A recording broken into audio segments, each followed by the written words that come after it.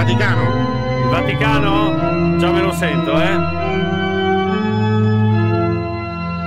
Ben ritrovati cari fratelli e care sorelle. Santo Padre! Cari ascoltatori fedeli. Santo Padre, sembra un piacere, allo sfogatoio solo noi ce l'abbiamo, Ma veramente, qua siamo emozionati. A parte Che Radio bello, Maria. che bello, ci lavora. sono qui in piazza con i bambini perché c'è carnevale. Vedi? Beh, ormai sì, si avvicina il weekend di carnevale, ma c'è movimento di mascherine anche lì a San Pietro come a Venezia, Santo Padre? Certo, perché qui il carnevale è simbolicamente segno di pace e amore. Un po' ovunque. Di ritrovo per le famiglie e per i bambini di tutto il mondo. Non impara a dire bambini sto papa, pampini deve tedesco, dire. No, essere tedesco, ma dai, pampini, vabbè. insomma, Che bello, che bello. Oh, guarda lì, un bel pampino vestito come me. Davvero? Che bello, aspetta che mi avvicino. Ma c'è un bambino vestito da papa, Santo Padre? Sì, che bello. Che tenerino. Ciao, bel pampino, da cosa sei vestito?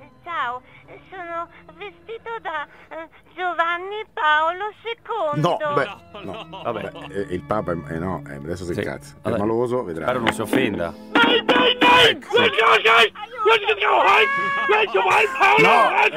Non si arrabbi. Santo Padre! Non sia permaloso. Era una maschera! Pronto?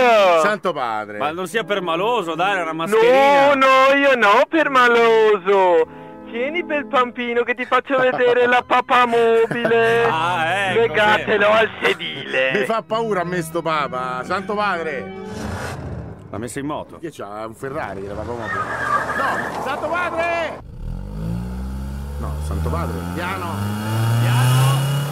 Che bella la velocità. Piano! No! Santo Padre! Andate piano! Che bello, sembro Schumacher, che bello. Ma quant'è il limite in Vaticano, Marco? Non ci sono gli, allora leggi loro. Piano, Santo Padre! Che bello.